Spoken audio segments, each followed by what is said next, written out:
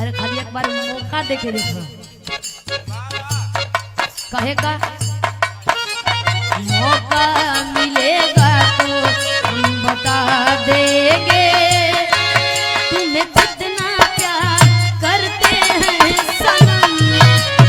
मौका मिलेगा तो हम बता देंगे तुम्हें कितना प्यार करते हैं सनम।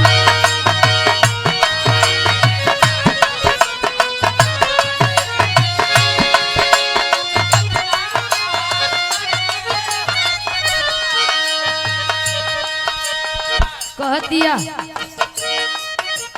आ मेरी बाहों में दिल की पनाहों में कह दे तुझे जो कहना।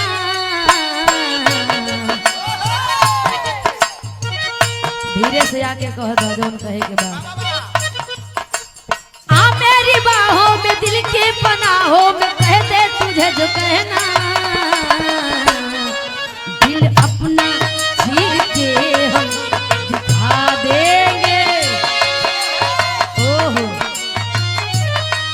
दिल अपना चीर के हम दिखा देंगे तुम्हें कितना प्यार करते हैं सनम। ओहो वाह क्या बात है।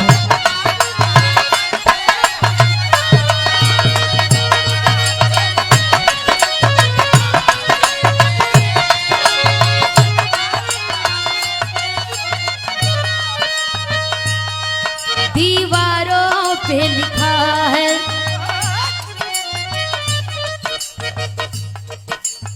आशिक कहता है मीनारों पे लिखा है।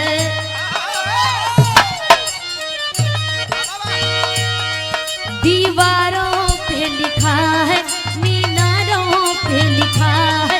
इस शहर के हर गलियां और चौबारों पे लिखा तेरा नाम सजना। तेरा नाम सजना। तेरा नाम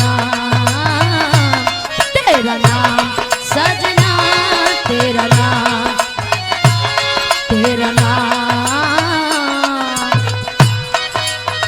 कहे बीते हर पल तेरे प्यार में।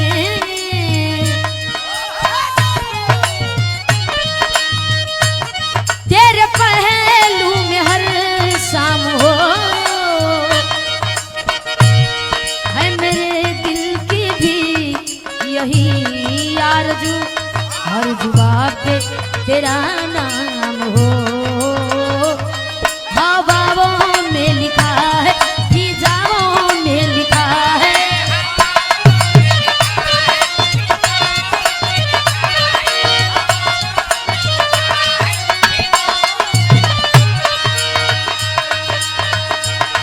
इस दिल की हर धड़कन और निगाहों में लिखा तेरा नाम सजना।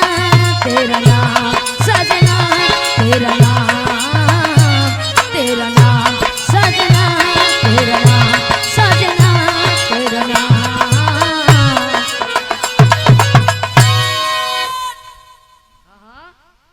आराम। लड़की अपने किस्मत के कोसत दिया कहत दिया कि का भगवान जी काए माई भगवती कैसन किस्मत बनौलू हमार। कौने कलम से लिखल हे प्रभु कहे का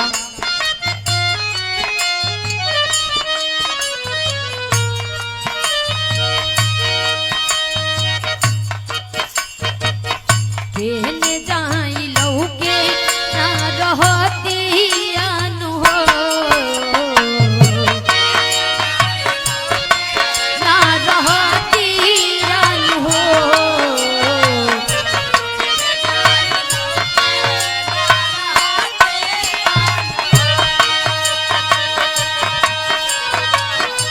कैसे सुनाई दिल के बतियान हो। कैसे सुनाई दिल के बतियान हो।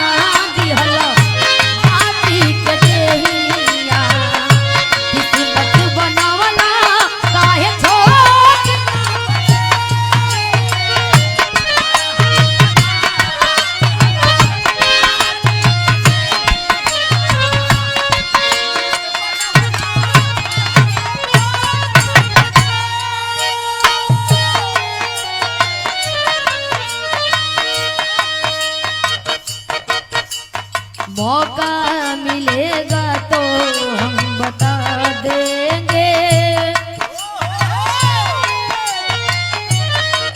इस प्यार को कुछ नजाकत कोनो शरारती लड़का से कह दिया कि काय आजमावे लो, आजमावत हुआ ना